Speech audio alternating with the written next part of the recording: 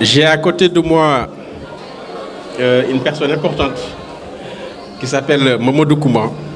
Momodou Kouma, je ne le présente plus. C'est notre doyen. On a beaucoup de respect pour lui. Et j'aimerais juste dire rapidement 2 mots sur lui. Momodou a d'abord été un grand chef d'entreprise dans l'import-export ici à Mauritanie et ici à Bordeaux.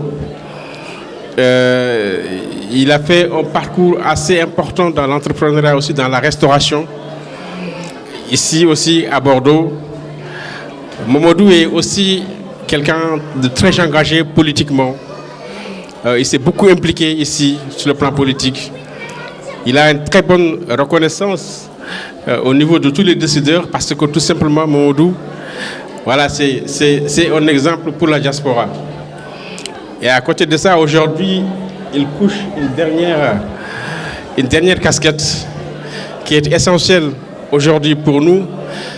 Il a fondé l'association CISE, Centre d'insertion sociale et économique, qui s'occupe aujourd'hui de l'insertion économique, notamment des femmes ici de diaspora, dans les quartiers nord de Bordeaux. Donc c'est vraiment un exemple typique de ce que quelqu'un qui est issu de la diaspora peut aujourd'hui apporter dans son pays d'adoption. Sans bien sûr parler de tout ce qu'il a fait à Mauritanie et avec Akafi et avec d'autres structures sur lesquelles on reviendra tout à l'heure. Je vais lui laisser la parole. Il va intervenir dans un premier temps et puis après, on donnera la parole à la salle aussi. Chacun œuvre dans un domaine de compétences qu'il pense répondre aux attentes de l'autre. Voilà. Et ces 40 ans d'expérience nous ont permis d'identifier les difficultés auxquelles les gens sont confrontés. Et à partir de là, essayer de construire avec eux des outils leur permettant de retrouver leur dignité, soit par le travail, soit par la formation ou autre. Et cet esprit qui nous a amené à créer l'association CISE, avec le concours de SI qui est à mes côtés et de Michel Ferriot et d'autres personnes qui ne sont pas là présentes, Dragos et Draogo. On a décidé de mettre en place cette structure justement pour aider un segment de population qui est oublié par les systèmes classiques. Il s'agit des femmes issues de l'immigration, peu scolarisées, peu diplômées, peu expérimentées. Mais elles ont un avantage, elles sont riches de savoir-faire traditionnel. Et nous, notre travail, c'est de faire émerger de ce savoir-faire traditionnel une activité génératrice de revenus, en mettant en place des outils appropriés, compréhensibles par ce public-là. On n'a pas besoin de les noyer dans l'accompagnement classique avec un mécanisme financier de montage, de business plan, de je ne sais, qui ne leur parle pas et qui en réalité ne leur apportera absolument rien. Puisqu'il s'agit tout simplement de mettre en valeur ce que l'on sait faire et de savoir répondre aux besoins, en tout cas d'un public bien précis. Toutes les femmes, naturellement, savent acheter et vendre. Ce sont elles qui gèrent le foyer. Ce sont elles qui font les courses. Ce sont elles qui achètent au meilleur prix. Ce sont elles qui transforment. Ce sont elles qui accueillent à la maison. Ce sont elles qui font de la médiation dans la maison. Ce sont elles qui sont, à la rigueur, ministre des Finances, ministre de la Justice, ministre des Affaires sociales et ministre même de l'homme, puisque ce sont elles qui nous encouragent, ce sont elles qui nous soutiennent, ce sont elles qui nous poussent à l'avant, etc. Elles savent communiquer, elles n'ont pas besoin de rentrer dans une école de communication pour communiquer. Elles n'ont pas non plus besoin de rentrer dans un cursus pour apprendre des techniques de vente parce qu'elles l'ont de manière innée. Et nous, notre travail, tout simplement, c'est de faire se rencontrer ce potentiel avec la demande sans cesse croissante dans des domaines divers. Ça peut aller des tresses jusqu'à l'aide à la personne, jusqu'à la restauration, jusqu'à le cosmétique, jusqu'à le gardiennage, jusqu'à des assistantes maternelles par exemple, tout auto-entrepreneur. Et qui, très récemment, on a 3 dames qui ont créé leur activité d'aide à la personne. On a une dame qui est à Florac, qui a 53 salariés. Elle travaille sous forme associative. Ça s'appelle le plaisir de s'entraider. Elle est aujourd'hui, son chiffre d'affaires de 2022-2023 n'est pas sorti, c'est 1 250 000 € de chiffre d'affaires. Là, j'accompagne des jeunes qui veulent faire le conseiller en insertion professionnelle. Donc, on les aide justement à mettre en valeur déjà leur savoir-faire qu'ils utilisent comme outil pour ceux qui veulent s'insérer dans ce domaine. Un exemple très simple, un jeune que j'accompagne qui a fait de la restauration, un homme qui a fait de la restauration pendant une 20aine d'années, au lieu de faire l'orientation à l'aveugle, il essaie de cibler le public disponible pour faire de la restauration, pour justement leur transférer son expérience sur le terrain. Voilà. Et pour terminer, je dis que ça demande beaucoup d'observation, beaucoup d'écoute, et je m'inspire aussi du modèle africain, à 80%, que je transcris ici dans le système donc, classique ici.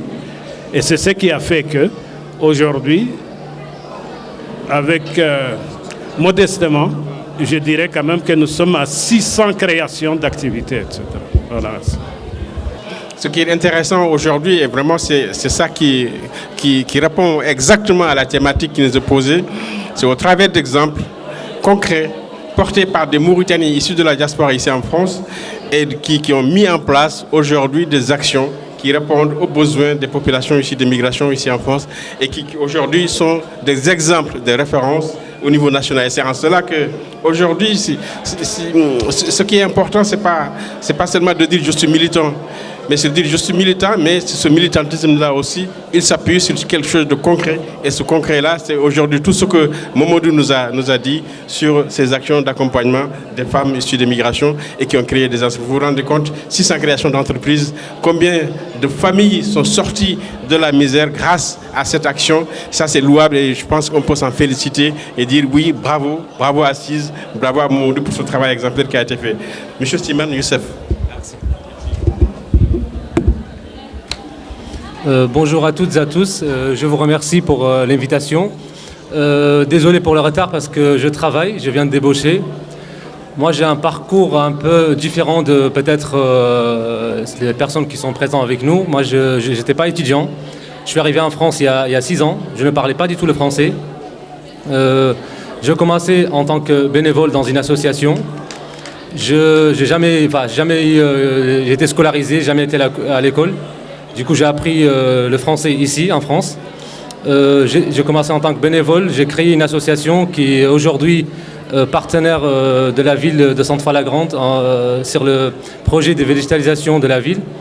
Et on a créé un jardin partagé. C'est le premier jardin partagé qui a été créé dans la ville de Sainte-Foy-la-Grande. On a plusieurs projets. On a été soutenu par le département l'année dernière qui nous a mis à disposition un véhicule qui permet le déplacement des jeunes pour les entretiens d'embauche. Donc on a fait pas mal de projets et je suis aussi médiateur social dans une association. Du coup aujourd'hui, si je me permets de parler de mon expérience associative qui m'a beaucoup apporté sur le côté social, qui m'a aidé moi personnellement parce que quand je suis arrivé en France, j'avais des difficultés à faire mes papiers, j'avais des difficultés à m'orienter, à trouver quelqu'un qui peut me montrer où je dois partir, je dois solliciter qui, quelle administration, comment. C'est difficile, vous savez, les démarches administratives en France sont très difficiles.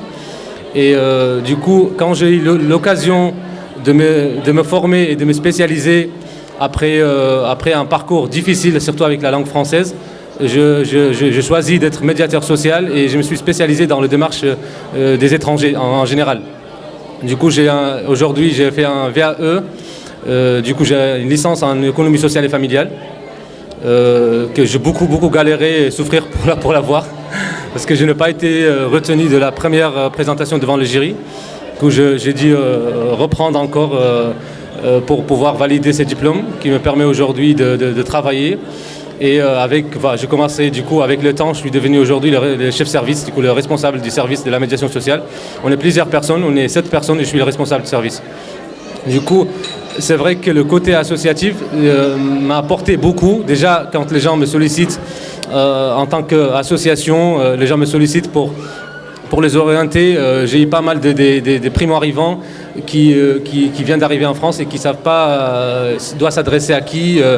Et du coup, je me vois moi-même quand je suis arrivé. Du coup, ça m'a apporté beaucoup. Aujourd'hui, si j'ose dire que ma famille, c'est la vie associative parce que c'est des gens que j'ai trouvés, qui m'ont soutenu, qui m'ont aidé, qui m'ont fait apprendre le français. Que j'ai tout eu par rapport mon parcours, c'est l'associative en fait. Oui, voilà. Du coup, aujourd'hui, avec Mohamed Ndiaye, j'ai découvert l'association. Je ne la connaissais pas auparavant. J'ai découvert qu'il y a une association pour la communauté mauritanienne. C'est qui est une très très bonne chose pour nous, parce que moi j'étais très content quand je l'ai découvert. J'ai envoyé un message à Mohamed Ndiaye sur la page de l'association pour le remercier et pour dire que j'étais pas au courant. Et on s'était rencontrés pour discuter un petit peu de ce qui a été fait avant et ce que vous faites aujourd'hui. Et du coup, je suis très très content de participer avec vous, d'être avec vous aujourd'hui, de me sentir en Mauritanie tout en étant en France. C'est très important aussi qu'on se rencontre de temps en temps. Et voilà. Par rapport les personnes qui interviennent à côté de moi, on n'a pas les mêmes vocabulaires, on n'a pas aussi les mêmes parcours. Du coup, voilà, moi j'essaye d'intervenir à mon niveau. Par rapport à l'association, je vais vous parler un petit peu sur l'association que j'ai créée à Centre-Falagrande. C'est une association qui s'appelle la Jeunesse Foyenne. Elle a une page Facebook qui est suivie par 4 000 abonnés. Elle est bien connue, identifiée dans la ville de Centre-Falagrande.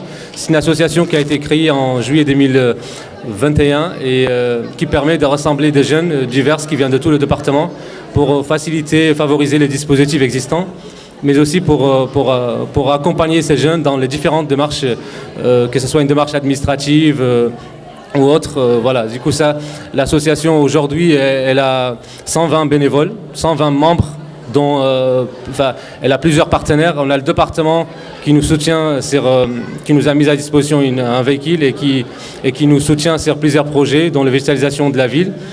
On a répondu à plusieurs appels à projets pour justement l'accompagnement des jeunes qui sont en recherche d'emploi. Et on a été soutenu aussi par le département. On participe, vu qu'on est dans une quartier équipe PV, c'est un quartier prioritaire de la ville de Centre-Falagrande. C'est la ville la plus pauvre en Aquitaine. Je ne sais pas ce que vous la connaissez un petit peu. C'est une ville partagée entre 3 départements, entre Lot-et-Garonne, Dordogne et Gironde. Elle est à 70 km de Bordeaux. Et il y a beaucoup des associations, de représentants associatifs qui font pas mal de choses dans cette ville. Parce que c'est une ville pauvre et il y a beaucoup de personnes qui ont besoin d'être aussi soutenues et qui ont besoin d'être aidées. Et voilà, du coup, n'hésitez pas si vous avez des questions pour développer. Voilà. Merci.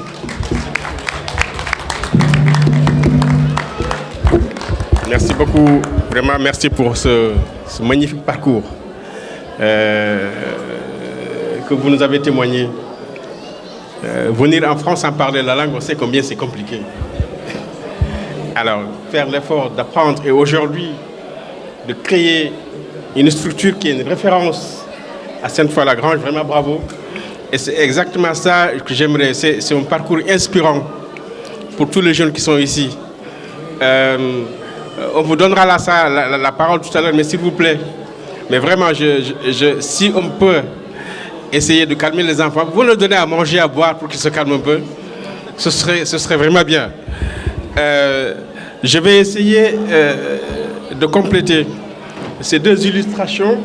ont beaucoup insisté sur ce que quelqu'un issu de la diaspora peut faire en France. Mais il ne faut pas oublier que la diaspora a aussi un pied à l'international. Et je veux raconter ici mon témoignage par rapport aux actions que nous portons au sein d'ACAFI sur le développement de nos pays d'origine. C'est essentiel, pourquoi ? Parce que nous sommes d'ici, mais nous sommes aussi de là-bas. Et ce là-bas-là, on ne peut pas l'oublier. Je ne suis pas certainement le mieux placé pour en parler, mais je peux témoigner parce que nous avons mis en place plusieurs actions pour essayer justement de venir en aide aux populations que nous avons laissées là-bas et nous savons dans lesquelles qui se trouvent souvent dans des situations très compliquées. L'association ACAFI, bien sûr, porte aussi en France des programmes, notamment le programme d'accueil et d'accompagnement des étudiants internationaux. Chaque année, à Bordeaux, nous accompagnons plus de 500 étudiants qui viennent de partout, dans leur recherche de logement, de stage, ou quand ils rencontrent des problèmes administratifs avec les préfectures ou les universités. Voilà, on est là pour les accompagner, pour les aider à vraiment poursuivre leur cursus universitaire dans les meilleures conditions possibles. Ce n'est pas toujours facile, mais on y arrive. Et sur ces 500 étudiants ou 600 étudiants que nous accompagnons, nous savons que les résultats sont globalement très, très positifs, quoi. Mais là où je voulais insister, c'est vraiment le rôle que la diaspora aussi peut mener pour le développement de nos pays d'origine. Il ne faut pas l'oublier, c'est très important. ACAFI a porté, depuis aujourd'hui une dizaine d'années, presque 12 projets dans nos pays d'origine, au Sénégal, en Mauritanie bien sûr, en Côte d'Ivoire, au Togo et en République démocratique du Congo. Et très prochainement, parce que aujourd'hui nous vivons dans un monde qui fait tout, nous allons aussi mettre en place un projet en Amérique latine. Je vais juste parler de l'exemple de la Mauritanie, parce que nous sommes entre Mauritaniens ici. ACAFI a porté 4 projets jusqu'à présent en Mauritanie, sur 2 domaines essentiels, sur le domaine de l'agriculture et sur le domaine de l'accès à l'eau potable. Pourquoi ? Parce qu'à chaque fois que nous partons en Mauritanie, nous sommes nés dans la région de la vallée, et nous voyons combien les besoins sont nombreux aujourd'hui pour les populations qui sont là-bas, et notamment dans l'achat des intrants. Le gasoil coûte très cher, et le gasoil représente pour une coopérative agricole dans un village presque 60% du coût d'une campagne agricole, quoi. Et ils nous ont dit, nous, notre véritable problème, c'est celui-là. C'est-à-dire comment vous pouvez nous aider à faire baisser le coût de nos campagnes agricoles, quoi. Et c'est comme ça que l'idée de mettre en place des pompages solaires est venue. Et aujourd'hui, ACAFI est très heureux d'avoir aidé aujourd'hui 2 coopératives à mettre en place des centrales de solaire pompage.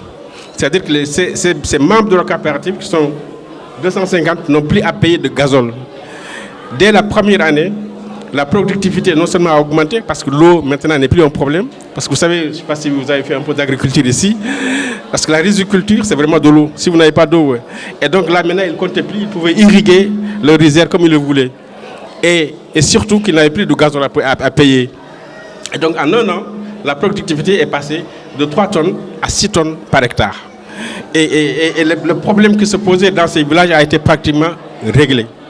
Et ce que nous avons fait, après, nous avons rencontré beaucoup de villages qui avaient aussi, pareil, des problèmes sur l'accès à l'eau, qui n'avaient peut-être jamais eu à boire de l'eau potable. Et donc, qu'est-ce que nous avons fait ? Ils avaient des puits, mais les puits ne suffisaient pas, les populations augmentent. Et donc, nous avons mis en place un programme pour mettre en place des forages. C'est pareil aussi, le problème de forage, c'est qu'il faut aller chercher l'eau à 100-150 mètres. Et donc, on ne peut pas puiser par le bras ou par les ânes, ça prend du temps, c'est trop lourd. Et donc, ce que nous avons mis, c'est des forages aussi, pareil, avec des pompages solaires. C'est-à-dire que les gens, ils ouvrent le robinet et ils ont l'eau potable qui tombe tout de suite, quoi. Et donc, nous avons fait 2 projets comme ça au Togo. Nous avons un projet de forage en Mauritanie en 2025. Et un 3e périmètre agricole va bénéficier à partir de cette année aussi d'un pompage solaire pour une coopérative agricole dans la vallée du fleuve.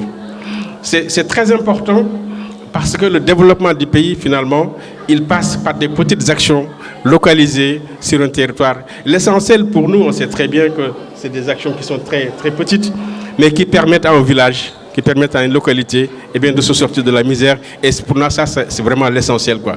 Donc, c'est cela aussi que la diaspora peut faire. Il faut inviter aujourd'hui la diaspora à se structurer, à s'organiser, non seulement, bien sûr, à mettre en place des actions ici pour nous aider à nous insérer économiquement, parce qu'on sait combien aujourd'hui le chômage est dur, combien aujourd'hui nous avons de frères et de sœurs qui vivent difficilement. Comment nous, qui avons la chance d'aller à l'école, qui avons la chance d'avoir une expérience associative, on peut les accompagner pour s'insérer économiquement et ne plus dépendre des aides sociales. C'est essentiel, c'est important, nous pouvons tous le faire. Et je pense qu'Amna, j'ai vu aujourd'hui, à travers la présentation du président des objectifs de l'association, il y a aussi cette dimension qui est évoquée. Et donc, il faut travailler là-dessus. Nous sommes là pour ça. Nous sommes là aussi pour accompagner. Et donc, si on peut mettre en place des actions pour permettre vraiment à tout le monde de se sortir des situations délicates, allons-y. Donc, la diaspora a vraiment un rôle important à jouer et il faut qu'on se rende compte, et surtout, il faut qu'on se rende compte qu'on a les compétences, on a le personnel qu'il faut. Tout ce qui reste, c'est de nous engager, d'accepter de nous engager et de relever ce défi-là.